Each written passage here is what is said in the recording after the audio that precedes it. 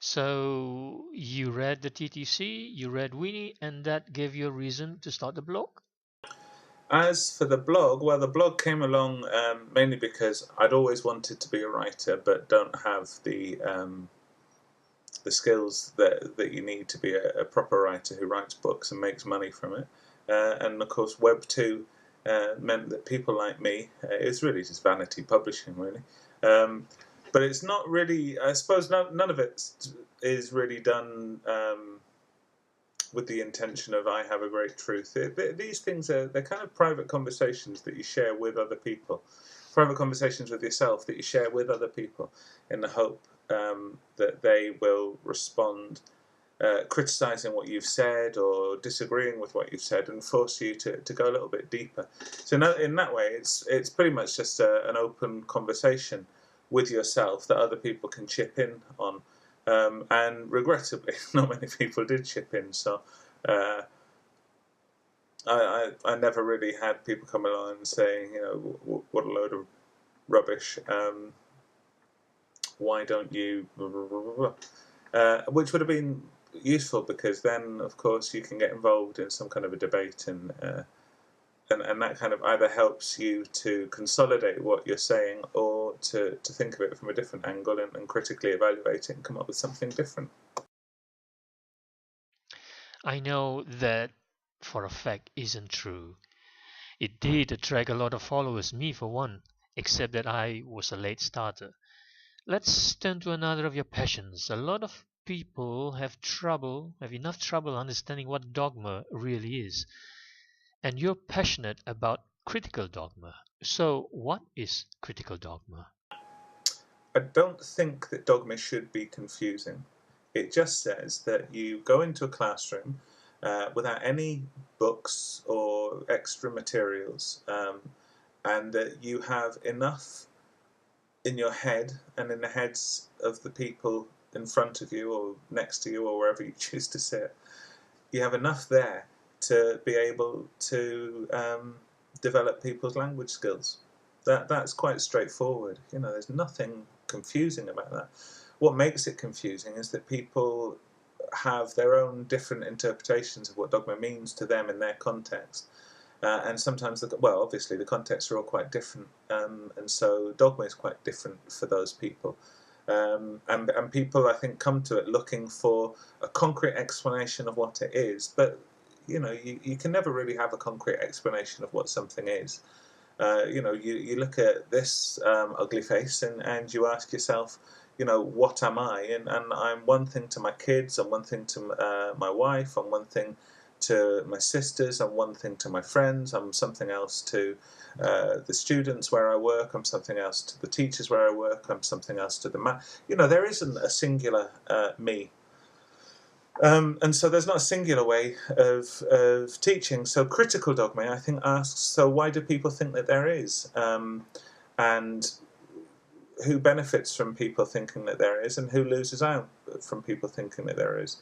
And it comes to whatever conclusions it comes to, or it comes to whatever conclusions it comes to, and then it says, well, should we do anything about this, and if so, what?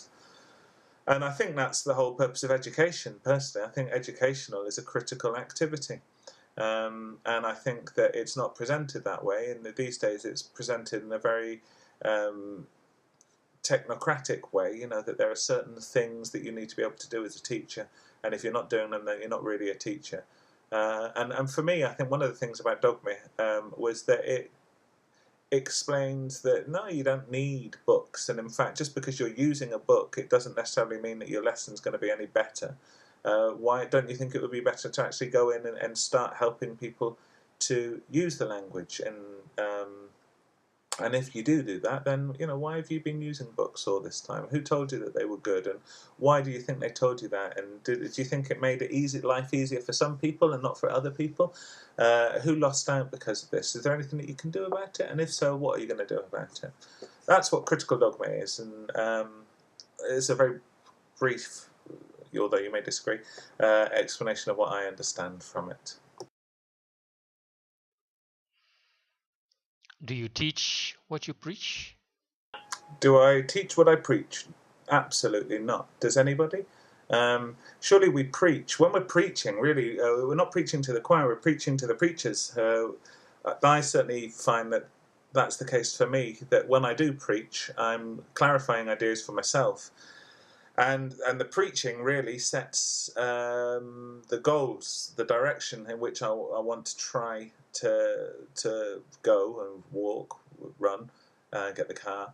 That's the direction I'm going in, or I'd like to be going in, and then that helps me take small, minuscule little steps towards that final goal. And yeah, so no, I probably don't teach what I preach, but I want to, and I'm trying to get closer to it. And I recognise that I'll probably end up dying way before I get there, but at least I've tried to work with some kind of consistency. And I think that's what happens for everybody, isn't it? You know, that nobody lives their lives according to the high-blown morals and ethics that they claim to have. Certainly if they do, I've never met them. How do you see the state of education now? And how do you see it in the future? The state of education at the moment, I think, is a bit of a mess. If by education we're talking about the activities that take place within schools, colleges, universities, and these kind of places. You know, these days, certainly where in this country, education is becoming less about helping people critically examine the world and come to conclusions about what's going on and what needs to go on.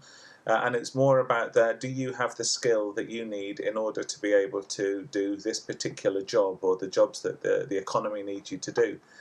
And that's lamentable, I think, and I'm sure that people who are tied very firmly to the history of education, you go back to, I'm sure Socrates would be very disappointed, and maybe would have perhaps downed the hemlock with a little bit more enthusiasm.